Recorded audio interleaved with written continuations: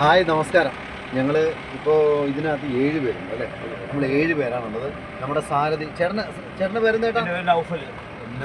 നൗഫലിക്കയാണ് ഞങ്ങളുടെ സാരഥി. ജീവിതത്തിൽ സൈലൻറ്റ് വാലിയിലേക്കുള്ള ഒരു യാത്ര. നൗഫലിക്ക ഞങ്ങൾക്ക് കുറേ കാര്യങ്ങൾ പറഞ്ഞു തരുന്നുണ്ട്. ഇതിൻ്റെ ഓരോ വഴിയിൽ പോകേണ്ട ദിശകളും അല്ലെങ്കിൽ ഇവിടുത്തെ പ്രത്യേകത, ഈ സ്ഥലത്തിൻ്റെ പ്രത്യേകത.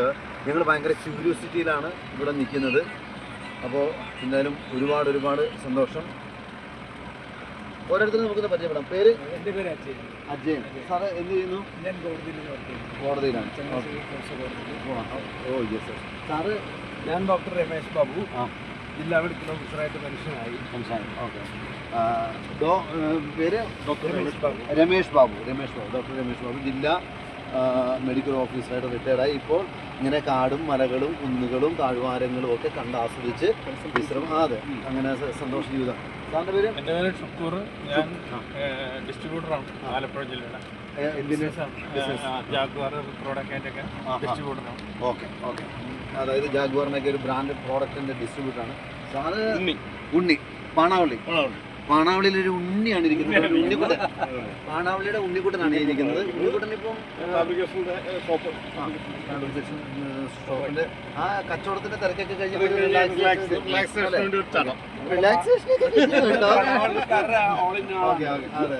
സാറിന്റെ പേര്? എൻ്റെ പേര് സുരേഷ്. ഞാൻ റിട്ടയർഡ് പോലീസാണ്. അതൊക്കെ കഴിഞ്ഞ് ആ ടെൻഷൻ ഫ്രീ ആകാൻ വേണ്ടി. അതെ, സത്യം പറഞ്ഞാൽ ഞങ്ങളൊക്കെ സംബന്ധിച്ചിടത്തോളം ഒരു സ്ട്രെസ് റിലാക്സ് ചെയ്യുക. നമുക്ക് ഇതിന് ഏറ്റവും നല്ല മാർഗം ഈ റോഡ് കാണുമ്പോൾ, അതായത് 2 ടയറിന് പോകാനുള്ള കൃത്യമായ വഴിയാണ് ഇതിനകത്തുള്ളത്. അതാണ് ഇതിൻ്റെ ഏറ്റവും വലിയ പ്രത്യേകത. പിന്നെ ഞാൻ അറിയാൻ സാധിച്ചത് ഭയങ്കര തിക്കായിട്ടുള്ളൊരു ഫോറസ്റ്റ് ആയതുകൊണ്ട് കാടിൻ്റെ ഭംഗി ആസ്വദിക്കുക എന്നുള്ളതാണ് ഇതിനകത്തുള്ള ഏറ്റവും മനോഹരമായിട്ടുള്ളൊരു കാര്യം എന്നാണ് അറിഞ്ഞത്. കാരണം അതുകൊണ്ട് തന്നെ നമുക്ക് മൃഗങ്ങളെയൊക്കെ അപൂർവമായിട്ടേ കാണാൻ സാധിക്കുള്ളൂ എന്നാണ്. അങ്ങനെയാണോ നൗഫലിക്ക? മൃഗങ്ങളെല്ലാം ഇതിനകത്ത് ഉണ്ട്, പുള്ളിമാൻ ഒഴികെ. മൃഗങ്ങൾ പറഞ്ഞ നേരത്തെ നിങ്ങൾ പറഞ്ഞില്ലേ, അത്രയും തിക്കുള്ള ഫോറസ്റ്റ്. നമുക്കൊരു 14 കിലോമീറ്റർ നമുക്ക് എവർഗ്രീൻ ഫോറസ്റ്റ് തുടങ്ങും. അതിന് മുമ്പ് ഞാൻ സ്റ്റാർട്ടിങ് തുടങ്ങാം. അപ്പോൾ നമുക്ക് ഇവിടെ നിന്ന് 9 കിലോമീറ്റർ കഴിഞ്ഞിട്ട് കാട് തുടങ്ങുള്ളൂ. 9 കിലോമീറ്റർ ഈ ലെഫ്റ്റ് സൈഡ് കാണുന്നത് കാപ്പി കുരുമുളക് പ്ലാന്റേഷനാണ്. സർക്കാർ ഭൂമി കോപ്പറേറ്റീവ് ഫാമിംഗ് സൊസൈറ്റിക്ക് ലീസിന് കൊടുത്തിരിക്കുകയാണ്. അപ്പോൾ ഇതിനകത്ത് ജോലി ചെയ്യുന്ന പറഞ്ഞു കഴിഞ്ഞാൽ ആദിവാസികളാണ്. അവർക്ക് ജോലിക്ക് വേണ്ടിയിട്ടുള്ള ഒരു സംരംഭമാണ്. ഡിസ്ട്രിക്ട് കളക്ടർ ഇതിൻ്റെയൊക്കെ ചെയർമാൻ ഈ കാപ്പിയും കുരുമുളകും കളക്ട് ചെയ്തിട്ട് ആദിവാസികൾക്ക് കൂലി കൊടുക്കുക, അവരെ സംരക്ഷിക്കുക, അവർക്ക് നിത്യതൊഴിലാണ് ഉദ്ദേശിക്കുന്നത്. അതുപോലെ ഇവിടുന്ന് സൈലൻറ്റ് വാലിക്കുള്ള ദൂരം 22 കിലോമീറ്റർ ആണ്. 22 കിലോമീറ്ററിൽ 21 കിലോമീറ്റർ ഇതിൻ്റെ ബഫർ സോൺ എന്ന് പറയും. ഇത് 2 സോണാണ്, ബഫർ സോൺ, കോർ സോൺ, 2 സോണാണ്. ബഫർ സോൺ എന്ന് പറഞ്ഞു കഴിഞ്ഞാൽ സംരക്ഷിത മേഖല, കരുതൽ മേഖല. കോർ സോൺ എന്ന് പറഞ്ഞാൽ ഇതിൻ്റെ കാതലായ ഭാഗം, ഹാർട്ട് ഏരിയ. ഇപ്പോൾ എക്സാമ്പിളായിട്ട് ബഫറും കോറും പറഞ്ഞാൽ നമ്മൾ കോഴിമുട്ട പുഴുങ്ങി കഴിഞ്ഞാൽ വെള്ളയും മഞ്ഞില്ലേ, അതിൽ വെള്ള ബഫറും മഞ്ഞ കോറും. അപ്പോൾ ഇതിൻ്റെ വെള്ള ബഫർ പറഞ്ഞാൽ 148 സ്ക്വയർ കിലോമീറ്റർ ആണ്. കോർ സോൺ മഞ്ഞ പറഞ്ഞാൽ 89.52 സ്ക്വയർ കിലോമീറ്റർ ആണ്. ഈ 89.52 സ്ക്വയർ കിലോമീറ്ററിനുള്ളിൽ 1 കിലോമീറ്റർ മാത്രമേ നമുക്ക് ടൂറിസ്റ്റിന് അലൗഡ് ഉള്ളൂ. നമ്മളെന്നാൽ എല്ലാ ടൂറിസ്റ്റും സൈലന്റ് വാലിയുടെ ചെറിയ ഭാഗത്ത് പോയി തിരിച്ചു വരെ ചെയ്യുന്നത്. അതുപോലെ നമ്മൾ ചിലപ്പോൾ ഒരു വാച്ചിങ് ടവർ ഉണ്ട് 30 മീറ്റർ 100 അടിയിൽ. അതിന്റെ മേലെ കയറി കഴിഞ്ഞാൽ നമുക്ക് ഇതിന്റെ കോർ ഏരിയ ഫുള്ളായിട്ട് കാണാൻ പറ്റും. അതതിന്റെ ഒരു മെയിൻ പോയിന്റ്. അങ്ങനത്തെ ഒരു ഭാഗം നിങ്ങൾക്ക് വേറെ എവിടെ പോലും കാണിച്ചു തരാൻ പറ്റില്ല. കാരണം സെറ്റിൽമെന്റോ റിസോർട്ടോ അങ്ങനെ ഒന്നും കാണാൻ പറ്റില്ല. ഫുൾ തിക്ക് ഫോറസ്റ്റ്. അപ്പോൾ നമ്മളീ പോകുന്ന റോഡ് പറഞ്ഞ ഈ റോഡ് ഇവിടെ ഫസ്റ്റ് ഉണ്ടാക്കുന്നത് KCB ബോർഡാണ്.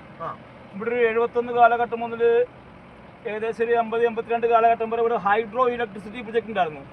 കുന്തിപ്പുഴ, നമ്മൾ ചെല്ലുന്നൊരു പുഴയുണ്ട് കുന്തിപ്പുഴ, സൈലന്റ് വാലിന്റെ ഉത്ഭവം.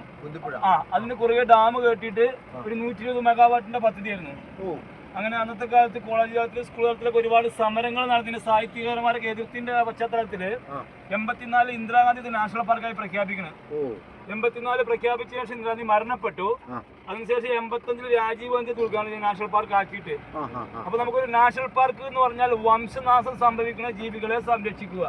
ഇപ്പൊ സൈലന്റ് വാലി സംരക്ഷിക്കുന്നത് സിംഹവാലം കുരങ്ങാണ്. അപ്പൊ നമുക്ക് ഇരുവികുളം നാഷണൽ പാർക്ക് പറഞ്ഞാൽ വരയാട്. അപ്പൊ ഓരോരോ നാഷണൽ പാർക്കിന് ഓരോ പ്രത്യേക ജീവി ഉണ്ടാവും. ഒരു കാര്യം കൂടെ, നമ്മുടെ ഈ വണ്ടിയുടെ ഒരു സിമ്പൽ കാണിക്കുന്നതിനകത്ത് സിംഹവാലൻ കുരങ്ങിനെയാണ് കാണിച്ചേക്കുന്നത്. അതെ. അത് അപ്പോൾ ഈ സിംഹവാലൻ കുരങ്ങ് സാധാരണ സിംഹത്തെ പോലെ ആക്രമിക്കുന്ന പ്രകൃതക്കാരനാണോ? ഇല്ലല്ല, വളരെ ഫ്രണ്ട്ലി ആണ്. കാരണം ബാക്കിയുള്ള കുരങ്ങുകളൊക്കെ നമ്മളെ അടുത്തേക്ക് വന്ന ഇവര് നമ്മളെ കണ്ടാൽ ഞാൻ പേടിച്ച് വളർത്തുന്നില്ല. പിന്നെ ഇവര് ഗ്രൂപ്പ് പറഞ്ഞാൽ ഇവര് ഗ്രൂപ്പായിട്ട് ഉണ്ടാകുക. 35 മുതൽ 40 വരെ ഒരു ഗ്രൂപ്പിലുണ്ടാവും ഇവര്, സിംഹവാലൻ കുരങ്ങായി. പിന്നെ അവരെ ഭക്ഷണമായ വെടിപ്ലാവ് എന്നുള്ളൊരു മരം ഉണ്ട് ഇതിനകത്തേ. അതിന്റെ ആ മരത്തിന്റെ എല്ലാ തളിര് ഫ്രൂട്ട് എല്ലാം തിന്നും. അതൊരു മേജർ ഫുഡാണ്, അവർക്ക് ഒഴിച്ചുകൂടാൻ പറ്റാത്തൊരു ഭക്ഷണമാണ്. ആ മരം ഇവിടെ ഉള്ളതുകൊണ്ട് ഇവിടെ സിംഹവാലൻ ഉണ്ടാകാനുള്ള കാരണം എന്താണ് അതിന്റെ പേര്? വെടിപ്ലാവ്. വെടിപ്ലാവ്, കുലീന എക്സർലാറ്റ് ആണ് അതിന്റെ ബൊട്ടാനിക്കൽ നെയിം. അപ്പൊ അതെന്ന് പറഞ്ഞു കഴിഞ്ഞാൽ സീ ലെവലിൽ നിന്ന് 750 മീറ്റർ ഹൈറ്റിലെ മരം ഉണ്ടാവുള്ളൂ.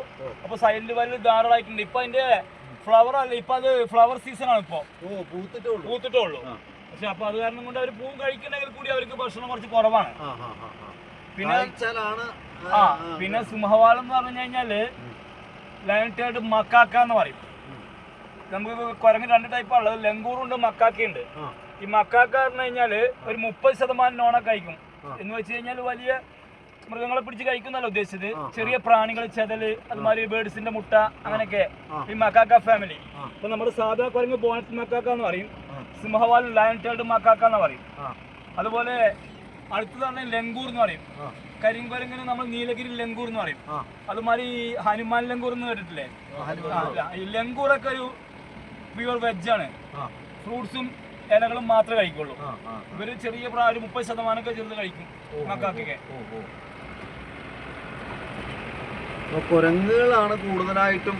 അല്ല, എല്ലാം ഉണ്ട് സാറേ. ഇപ്പൊ നമ്മൾ വന്ന ഭാഗത്ത് നിങ്ങൾ ശ്രദ്ധിച്ചില്ല, ഞാൻ നമ്മുടെ സംസാരം കൊണ്ട് കാണിച്ചു തരാൻ പറ്റില്ല. 2 ദിവസം 4 ദിവസം മുമ്പ് ആനയൊക്കെ വന്ന് പോയിട്ടുണ്ട്. മൃഗങ്ങളെല്ലാം ഉണ്ട് ഇതിനകത്ത്. ഞാനൊക്കെ ഒരു 10-15 വർഷത്തിനകത്ത് ഓടിക്കാണ്. നമ്മൾ ഏകദേശം എല്ലാ മൃഗങ്ങളും കണ്ടിട്ടുണ്ട്. നിങ്ങൾ കണ്ടു എന്ന് പറഞ്ഞിട്ട് കാര്യമില്ല, നിങ്ങൾ നേരിട്ട് കണ്ടാലും നിങ്ങളും വിശ്വസിക്കും. കാരണം തള്ളിന്റെ കാലഘട്ടമല്ലേ. അതാ പറഞ്ഞു. അപ്പൊ എന്താന്നറിയാം, നമ്മൾ ഇതിനകത്ത് ഉണ്ട് എന്ന് പറഞ്ഞിട്ട് കാര്യമില്ല. കാരണം ജനങ്ങള് പറഞ്ഞിട്ടുള്ള വിശ്വാസങ്ങളൊക്കെ പോയി കഴിഞ്ഞില്ല.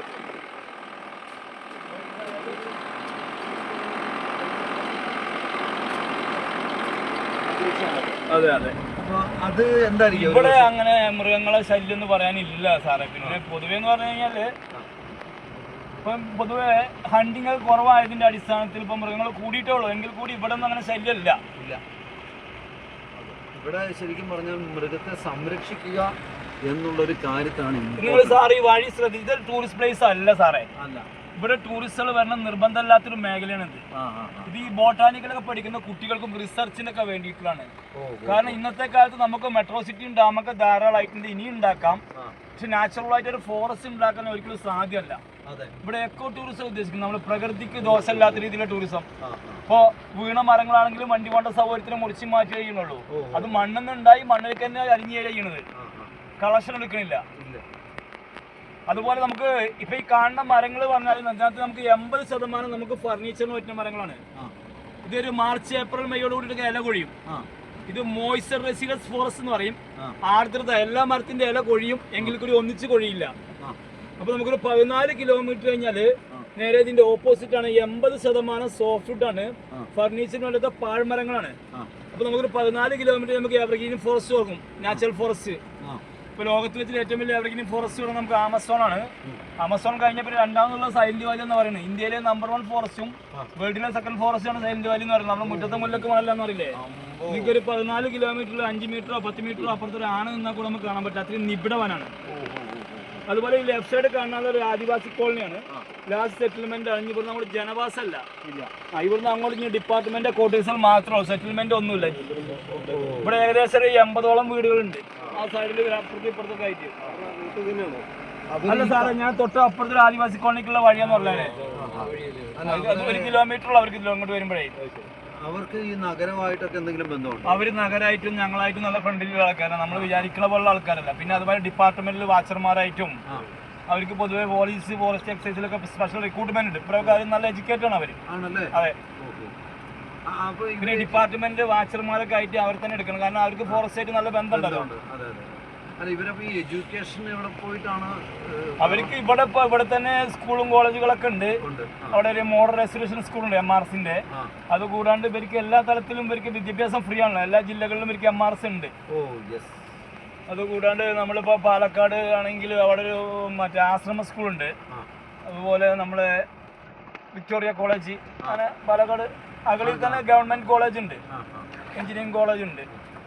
ഇതിലെ കൂടി നൗഫലിക്ക 14 വർഷം കഴിഞ്ഞു. വഴി ഇപ്പൊ നന്നാക്കിയത് 2022-23 കാലഘട്ടങ്ങളിലാണ്. 2023 മാർച്ച് 22 ഇത് റോഡ് കോൺക്രീറ്റ് വെച്ചിട്ട് ഓപ്പൺ ആക്കിയത്. ഏകദേശം അടുത്ത മാർച്ച് കഴിയുമ്പോൾ 2 വർഷമാവും. കേന്ദ്രത്തിന്റെ പ്രൊജക്ട് ആണോ ഇത്? അല്ല, ഇത് സെൻട്രൽ മാറ്റ് നമ്മൾ പറയുമ്പോൾ നാഷണൽ പാർക്ക് പറഞ്ഞാൽ ഇതിന്റെ വർക്കും കാര്യങ്ങളൊക്കെ ചെയ്യുന്നത് FTA ആണ്, ഫോറസ്റ്റ് ഡെവലപ്മെന്റ് ഏജൻസിയാണ്. ഈ ടൂറിസത്തിന്റെ ഒക്കെ ഇത് നോക്കുന്നതൊക്കെ അല്ലേ FTA ആണ്.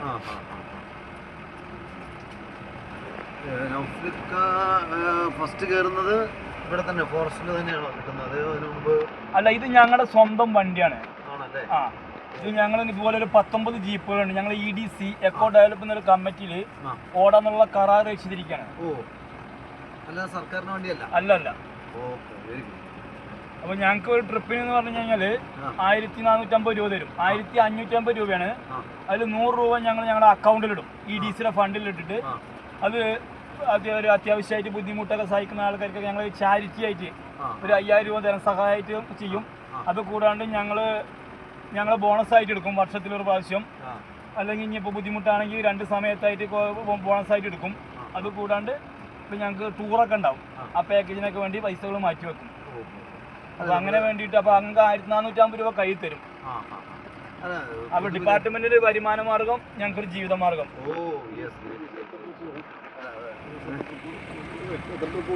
ഒരു ദിവസം എത്ര ട്രിപ്പ് പോകാൻ പറ്റുമായിരിക്കും? ഒരു ട്രിപ്പ് ഉണ്ടാവും, വല്ലപ്പോഴും 2 ട്രിപ്പ് ഉണ്ടാവുള്ളൂ. ഇനിയിപ്പോൾ ഞങ്ങൾക്ക് ഇപ്പോൾ 2 ട്രിപ്പ് പറഞ്ഞു കഴിഞ്ഞാൽ എല്ലാ വണ്ടിയും ഒരേപോലെ ഓടും. ഞാൻ ഇന്ന് 2 പോയി കഴിഞ്ഞാലും എൻ്റെ പുറകിൽ വരാനുണ്ടെങ്കിൽ നാളെ അവർ വന്നതിന് ശേഷം എനിക്ക് ഓട്ടം കിട്ടുള്ളൂ. ടേൺ സിസ്റ്റം ആണ്. അപ്പോൾ ഇതിനകത്ത് ട്രിപ്പ് അനുസരിച്ചിട്ടാണ്. ഈ 19 വണ്ടികളും 19 ജീപ്പ് ഇതിനകത്ത് ഉണ്ടായിരുന്ന 30 പേര് 34 പേരൊക്കെ ഉണ്ടായിരുന്നതാണ്. ഇത് പൊതുവെ കൊറോണ സമയങ്ങളിൽ അതുമാതിരി റോഡ് വർക്കിനൊക്കെ ഓട്ടം കുറവായതുകൊണ്ടേ എല്ലാവരും മാറിപ്പോയതാണ്. ഞാൻ ചോദിക്കട്ടെ, ഈ ആദിവാസികളുടെ ഉൽപ്പന്നങ്ങളില്ലേ, നാച്ചുറൽ, നിങ്ങൾ ഇപ്പൊ എന്റെ ഫോൺ നമ്പറാണ് കാണുന്നത്. നിങ്ങൾ ഇവിടുന്ന് തേനോ കുന്തിരിക്കോ മേടിച്ചു നമ്മുടെ എക്കോ ഷോപ്പ് ഉണ്ട്, forest department Vanasree echo shop. അപ്പൊ ഈ ബഫർ സോൺ കയറിയിട്ട് ഈ 148 സ്ക്വയർ കിലോമീറ്റർ ഉണ്ടല്ലോ ഞാൻ പറഞ്ഞില്ലേ. നമ്മുടെ എക്സാമ്പിൾ ആണല്ലേ കോയമ്പത്തൂർ വെള്ളി മഞ്ഞി. അതിനകത്ത് ഈ വെള്ളയിൽ കയറിയിട്ട് ഇവർക്ക് എല്ലാം കളക്ട് ചെയ്യാനുള്ള പെർമിഷൻ ഉണ്ട്. തേന്, കുന്തിരിക്കം, കാട്ടുമാങ്ങ, കാട്ടുനെല്ലിക്ക, അങ്ങനെ എല്ലാം. അപ്പൊ അതെല്ലാം കൊണ്ടുപോയിട്ട് അവരെടുക്കണം നമ്മുടെ വനശ്രീ എക്കോ ഷോപ്പ് ഡിപ്പാർട്ട്മെന്റിന്റെ പൊതു സ്ഥലങ്ങളിൽ കൊടുക്കുന്നതിനെക്കാട്ടിയും കൂടുതൽ കാശ് കൊടുത്തിട്ടാണ് ഡിപ്പാർട്ട്മെന്റ് ഇത് കളക്ട് ചെയ്യുന്നത് ഇവരുടെ കയ്യിൽ നിന്ന്. അപ്പൊ നമുക്ക് പറഞ്ഞു കഴിഞ്ഞാൽ ഏകദേശം 1000 രൂപ അടുത്ത് വരും ഇവിടെ തേന്. 1000 രൂപ തന്നെ വരും കിലോയ്ക്ക്. എന്ന് വെച്ച് കഴിഞ്ഞാല് എല്ലാ വർഷവും നല്ല തേനുകൾക്കുള്ള അവാർഡ് കിട്ടുന്നത് സൈലന്റ് വാലി തേനുകൾക്കാണ്. നമുക്ക് പുറം കടകളിൽ നിന്ന് 300 രൂപക്ക് 400 രൂപക്ക് 600 രൂപക്കൊക്കെ തേന് കിട്ടും. പക്ഷെ നമുക്ക് തേന് പറഞ്ഞാൽ ഒരു മെഡിസിൻ വാല്യൂ വേണമെന്നുള്ള മരുന്ന് ഇതാണല്ലോ അത്. അപ്പൊ അത് ഈ പൂക്കളും മരങ്ങളുടെ എല്ലാത്തിൻ്റെയും ഇതാകുമ്പോഴുള്ളൂ അതിന് ഗുണം ഉണ്ടാവുള്ളൂ. അപ്പൊ ഇവിടെ കിട്ടുന്ന പറഞ്ഞാൽ സാധനങ്ങൾ ഒറിജിനൽ സാധനമാണ് സൈലന്റ് വാലി എക്കോ ഷോപ്പിൽ കൊടുക്കുന്നത്, വനശ്രീ എക്കോ ഷോപ്പ്.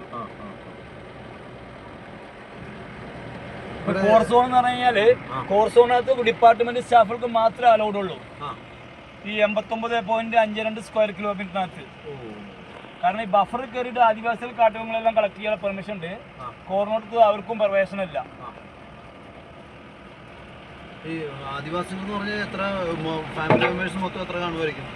അട്ടപ്പാടി പറഞ്ഞു കഴിഞ്ഞാൽ ഫുള്ള് ബാക്കി ഇപ്പൊ എന്നെ പോലുള്ള ആൾക്കാരൊക്കെ ഇവിടെ വന്ന് സെറ്റിൽഡ് ആയ ആൾക്കാരാണ്. അട്ടപ്പാടി കുടിയേറ്റ മേഖലയാണ്. ഏകദേശം 200 സംതിങ് ഊരുകളുണ്ട് ഇവിടെ അട്ടപ്പാടിയിൽ.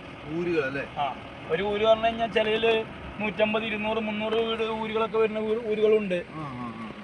ഈ ഉൾക്കാട്ടിനൊക്കെ പക്ഷേ ഇപ്പൊ നമ്മൾ ഈ കണ്ട സൈലന്റ് വാലിക്ക് അടുത്തുള്ള സെറ്റിൽമെന്റ് ഇപ്പൊ നമ്മൾ കണ്ടില്ല, കരുവര ആ കോളനിക്ക് അതാണ് കരുവര കോളനിയേ ഉള്ളൂ.